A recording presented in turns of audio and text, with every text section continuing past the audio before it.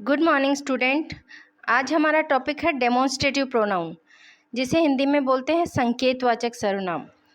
यानी वह सर्वनाम जो किसी नाउन की तरफ इशारा करे या किसी नाउन की तरफ संकेत करे, उसको डेमोन्स्ट्रेटिव प्रोनाउन कहते हैं। तो इसकी डेफिनेशन हो जाएगी, the pronoun that points out any noun is called demonstrative pronoun. यानी वह प्रोनाउन जो किसी भी नाउन की तरफ पॉइंट आउट करे, संकेत करे, उसको डेमोन्स्ट्रेटिव प्रोनाउन कहते हैं। इसके एग्जाम्पल हो जाएंगे दिस, दैट, दीज, दोज और such. This refers to what is close at hand and nearest to the thought और पर्सन ऑफ द स्पीकर। तो दिस कौन से नाउन के लिए यूज़ होता है? जो कि बोलने वाले के पास हो या हम सोचते हैं कि वो हमारे पास में हो, नज़दीक हो, तो उसके लिए अगर सिंगुलर नाउन है तो उसके लिए दिस आ जाएगा, और अगर प्लूरल नाउन है और वो हम सोचते हैं कि वो हमारे पास है या बोलने वाले के नज़दीक है तो उसके लिए दीज आ जाएगा। और that refers to what is over hand, farther away and more remote. और कुछ दूरी पर हो या हम सोचते हैं कि वो हमसे दूर है तो उसके लिए दैट प्रोनाउन यूज़ होगा। अगर सिंगुलर है तो दैट आ जाएगा, और अगर वो नाउन प्लूरल में है तो उसके लिए दोज आ जाएगा। जैसे this is better than that, तो ये दिस यूज़ किया है जो कोई चीज़ पास है उसके लिए, और दैट यूज़ किया है अगर कोई चीज़ थोड़ी उससे दूर है तो उसके लिए हमने दैट यूज़ किया है।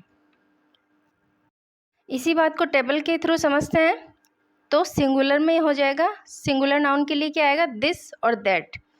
और प्लूरल नाउन के लिए क्या आएगा? दीज और दोज। तो दिस यानी यह, दैट यानी वह, दीज यानी ये सब, और दोज यानी वे सब।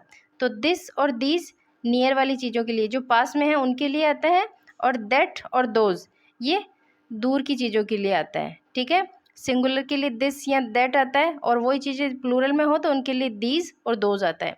सच used for referring to the somebody और something that you mention earlier. अगर कोई नाउन है जिसके बारे में हमने पहले मेंशन किया हुआ है और उसके बारे में फिर से बात करनी हो तो उसके लिए सच आएगा, जिसका हो जाएगा मतलब ऐसा या फिर वैसा। एग्जाम्पल के थ्रू इनको और अच्छे से समझ लेते हैं। तो this is a present from my uncle. तो ये दिस किसकी तरफ पॉइंट आउट कर रहा है? ये एक प्रेजेंट की तरफ पॉइंट आउट कर रहा है, और इसके जस्ट बाद में कोई नाउन नहीं है, इसके साथ कोई नाउन नहीं है, इसलिए ये प्रोनाउन है। ये नाउन की जगह यूज़ हुआ है इसलिए ये प्रोनाउन है। और अगर इसके जस्ट बाद प्रेजेंट आ जाता, ये इज़ नहीं आके, तो ये दिस क्या हो जाता? डेमोन्स्ट्रेटिव एडजेक्टिव हो जाता। वैसे ही that is the red fort. तो रेड फोर्ट बोलने वाले से थोड़ी दूर पे होगा, इसलिए उन्होंने दैट का यूज़ किया है, और इसके जस्ट बाद इज़ आया है, वर्ब आई है, और कोई नाउन नहीं आया है, इसलिए ये भी डेमोन्स्ट्रेटिव प्रोनाउन है। उसी तरह से दीज आर माई फ्रेंड्स। तो ये दीज किसकी तरफ पॉइंट आउट कर रहा है? माई फ्रेंड्स की तरफ। ये प्लूरल है इसलिए दीज आया है। और दोज आर मैंगो ट्री। तो मैंगो ट्री शायद किस बोलने वाले से दूर होंगे, इसलिए उन्होंने दोज का यूज़ किया है, क्योंकि ये प्लूरल है इसलिए दोज आया है, और दूर होंगे इसलिए दोज आया है, पास होते तो दीज आता है। ठीक है, उसी तरह से he was the representative of the king, यानी कि वह किंग का प्रतिनिधि है। एंड सच, और वैसा ही, कैसा? द रिप्रेजेंटेटिव जैसा। दे ऑनर्ड हिम, उसी तरह से उन्होंने उसका सम्मान किया। तो ये रिप्रेजेंटेटिव को वापस यहाँ पे ना लिख के और सच लिख दिया उसकी जगह। तो वैसे ही जैसे कि एक रिप्रेजेंटेटिव का सम्मान करते हैं, वैसे ही लोगों ने उनका सम्मान किया। तो ये सच भी इस नाउन की रिपीटेशन को रोकने के लिए और इस नाउन के बारे में फिर से बताने के लिए यूज़ हुआ है। इसकी तरफ रिप्रेजेंटेटिव की तरफ ही पॉइंट आउट करता है, इसलिए ये भी एक डेमोन्स्ट्रेटिव प्रोनाउन है। So it will be noticed that the pronoun in red ink are used to point out the object to which they refer। यानी कि जो प्रोनाउन मैंने रेड इंक से लिखे हैं, दिस, दैट, दीज, दो, सच, वो किसी भी नाउन की तरफ पॉइंट आउट कर रहे हैं, and are therefore called demonstrative pronoun. और इसलिए वो क्या कहलाते हैं? डेमोन्स्ट्रेटिव प्रोनाउन कहलाते हैं, क्योंकि वो किसी भी नाउन की तरफ संकेत कर रहे हैं, किसी भी नाउन की तरफ पॉइंट आउट कर रहे हैं, इशारा कर रहे हैं, इसलिए डेमोन्स्ट्रेटिव प्रोनाउन कहलाते हैं। ठीक है, this, that, those, these and such are demonstrative adjective when they are used with noun।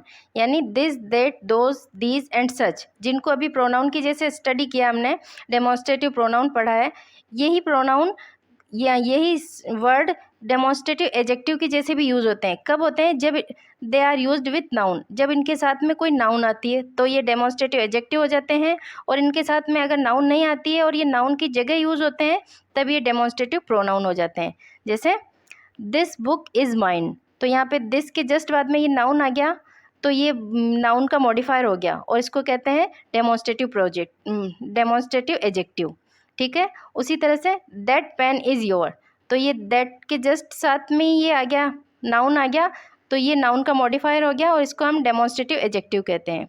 उसी तरह से दीज बुक्स आर माइन, तो ये दीज ये बुक को मॉडिफाई करता है, तो इसलिए ये क्या हो गया, इसका मॉडिफायर हो गया, एजेक्टिव हो गया, और ये प्रोनाउन नहीं है, तो इसको कौन क्या कहेंगे, डेमोन्स्ट्रेटिव एजेक्टिव कहेंगे। तो हमने क्या समझा कि दिस, दैट, दोज, दीज और सच, ये वर्ड जब किसी नाउन के साथ आते हैं तब तो ये हो जाते हैं डेमोन्स्ट्रेटिव एजेक्टिव, और जब ये किसी नाउन की जगह यूज़ किए जाते हैं तब यही वर्ड क्या हो जाते हैं, डेमोन्स्ट्रेटिव प्रोनाउन हो जाते हैं। जब ये किसी नाउन की तरफ इशारा कर रहे होते हैं, उसके बारे में बात कर रहे होते हैं और इनके साथ में नाउन नहीं आती है, तब तो होते हैं ये डेमोन्स्ट्रेटिव प्रोनाउन, और साथ में अगर नाउन आ रही है तो ये हो गए डेमोन्स्ट्रेटिव एजेक्टिव। अब डेमोन्स्ट्रेटिव प्रोनाउन के बारे में कुछ इंपॉर्टेंट पॉइंट देख लेते हैं। तो that with its plural those is use to avoid the repetition of a preceding noun. Preceding noun यानी वो नाउन जिसके बारे में हमने पहले बात की हुई है, जो नाउन पहले आई हुई है, अगर उसके बारे में फिर से हमें बात करनी है तो दैट यूज़ होगा सिंगुलर फॉर्म के लिए और दोज यूज़ होगा प्लूरल फॉर्म के लिए। तो the climate of Belgaum is like that of Pune, तो यहाँ पे ये क्लाइमेट है, इसके बारे में हमने फिर से यहाँ पे बात करी है, तो यहाँ पे ये वापस क्लाइमेट नहीं लिख के और दैट प्रोनाउन का यूज़ किया है। तो एक नाउन है, अगर उसके बारे में फिर से बात करनी है तो दैट प्रोनाउन का यूज़ होता है। ठीक वैसे ही the street of this city are worse than those of Ahmedabad, तो यहाँ पे द स्ट्रीट है, इसके बारे में फिर से बात करने के लिए हमने दोज प्रोनाउन का यूज़ किया। दोज का क्यों यूज़ किया है, क्योंकि स्ट्रीट्स प्लूरल में है और क्लाइमेट सिंगुलर था, इसलिए सिंगुलर नाउन के लिए हमने दैट प्रोनाउन का यूज़ किया है, और ये प्लूरल नाउन है स्ट्रीट्स, इसके लिए हमने दोज प्रोनाउन का यूज़ किया है। अगर ये प्रोनाउन नहीं आता तो कैसा होता sentence, the street of this city are worse than the street of Ahmedabad. तो ये स्ट्रीट इनको बार बार रिपीट करने से बचने के लिए, जैसे मैंने अभी पहले बताया कि to avoid the repetition of preceding noun, यानी प्रीसीडिंग नाउन यानी जिसके बारे में पहले बात करी हुई है द स्ट्रीट, उसको रिपीटेशन से बचने के लिए हमने दोज प्लूरल फॉर्म के लिए यूज़ किया है, और सिंगुलर फॉर्म में है अगर नाउन, क्लाइमेट सिंगुलर फॉर्म में है, तो इसके लिए हमने दैट प्रोनाउन का यूज़ किया है। ठीक है,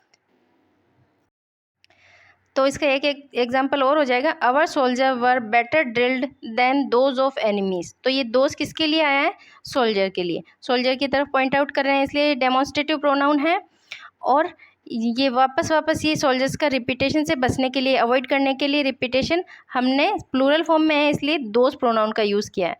अगर ये प्रोनाउन यूज़ नहीं करते तो कैसा होता sentence, our soldiers were better drilled than soldiers of enemies, यानी कि हमारे सोल्जर ने एनिमी के सोल्जर से ज़्यादा अच्छे से ड्रिल यानी प्रैक्टिस की, युद्ध का अभ्यास किया है। तो ये सोल्जर्स के रिपीटेशन से को अवॉइड करने के लिए हमने दोज प्रोनाउन का यूज़ किया है। ये डेमोन्स्ट्रेटिव प्रोनाउन है क्योंकि ये सोल्जर्स की तरफ पॉइंट आउट करता है। ठीक है, वैसे इसका एक एग्जाम्पल और हो जाएगा, the rivers of America are larger than those of Europe, यानी कि अमेरिका की रिवर लार्जर है किससे, यूरोप की रिवर से। तो ये दोज किसके लिए आया है, रिवर्स के लिए। अगर दोज नहीं आता तो हमें यहाँ पे फिर से रिवर लिखना होता है, जो कि लैंग्वेज को ब्यूटीफुल नहीं लगती उससे, इसलिए हमने प्रोनाउन का यूज़ किया है, दोज प्रोनाउन आएगा, क्योंकि ये प्लूरल फॉर्म में इसलिए दोज आया है, और अगर सिंगुलर फॉर्म में होता, रिवर ही होती, तो यहाँ पे दैट आता। ठीक है, हमने क्या समझा कि एक नाउन जो पहले आई हुई, अगर उसके बारे में हमको फिर से बात करनी है तो उसके लिए दैट यूज़ होगा सिंगुलर फॉर्म के लिए, और अगर वो नाउन प्लूरल फॉर्म में है तो उसके लिए दोज यूज़ होगा। अब अगर एक नाउन के लिए तो दैट या दोज आ गया, एक ही नाउन यूज़ है, अगर दो नाउन हो तब क्या करेंगे, तो आइए देखते हैं। तो when two things which have been already mentioned are referred to, this refer to the thing last mentioned, that to the thing first mentioned, यानी जब हम दो नाउन आ रही है एक सेंटेंस में और उसी के बारे में आगे बात करनी है, उन दोनों नाउन के बारे में, तब जो बाद में जिस नाउन को लिखते हैं उसके लिए तो आएगा दिस, और जो पहले जिस नाउन को लिखा हुआ है उसके लिए हम कौन सा प्रोनाउन यूज़ करेंगे, दैट। तो पहले वाले पॉइंट में तो हमने क्या देखा था, अगर एक ही नाउन है और उसके बारे में फिर से बात करनी है तो दैट आ जाएगा सिंगुलर फॉर्म के लिए और दोज आ जाएगा प्लूरल फॉर्म के लिए। इसमें हमको क्या देख रहे हैं कि अगर दो नाउन हो और उनके बारे में बात करनी हो तो जो पहले लिखी हुई नाउन है उसके लिए तो दैट आएगा, और जो बाद में मेंशन करते हैं, जिस नाउन को बाद में लिखते हैं, उसके लिए दिस प्रोनाउन का यूज़ होगा। तो एग्जाम्पल के थ्रू समझते हैं इसको। Virtue and vice offer themselves for your choice, this leads to misery that's to happiness. तो यहाँ पे ये दिस किसके लिए आया है, जो बाद में मेंशन की हुई नाउन है। बाद में कौन सी है, वाइस, ठीक है।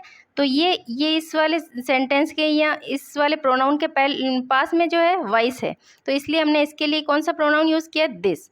और फिर प्रोनाउन के दूर कौन है, ये तो पास हो गया इससे, ये तो पास है और ये दूर है, इसलिए वर्च्यू के लिए कौन सा प्रोनाउन यूज़ होगा, दैट। जो पहले मेंशन किया हुआ है उसके लिए दैट आया है और जो बाद में मेंशन की हुई नाउन है उसके लिए दिस प्रोनाउन का यूज़ किया है। तो दिस लीड्स टू मिजरी, तो दिस यहाँ पे किसके लिए आया है, वाइस। तो वाइस हमेशा दुख की तरफ, निराशा की तरफ ले जाता है। वाइस यानी बुराई हमेशा निराशा, दुख या अनहैप्पीनेस की तरफ ले जाती है, और दैट जो कि वर्च्यू के लिए आया है यानी अच्छाई के लिए, तो अच्छाई हमेशा खुशियों की तरफ लेके जाती है, ठीक है। ऐसे ही अल्कोहल एंड तम्बाकू आर बोथ इंजूरियस, तो ये दो नाउन है, अल्कोहल एंड तम्बाकू। अब इन दोनों के बारे में फिर से हमको बात करनी है। तो जो लास्ट में मेंशन की है, कौन सी मेंशन की है, तम्बाकू, तो लास्ट वाली के लिए क्या आएगा, दिस आएगा, और जो पहले मेंशन की हुई है उसके लिए क्या आएगा, दैट आएगा। तो दिस परहैप्स लेस, यानी कि दिस यानी कि तम्बाकू है वो शायद कम इंजूरियस है, दैट अल्कोहल, अल्कोहल के लिए यानी कि देन दैट यानी अल्कोहल से।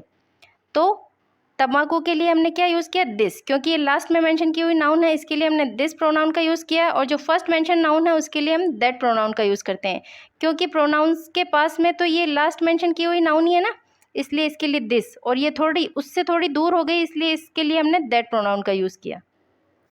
तो इसका एक एग्जाम्पल और देख लेते हैं।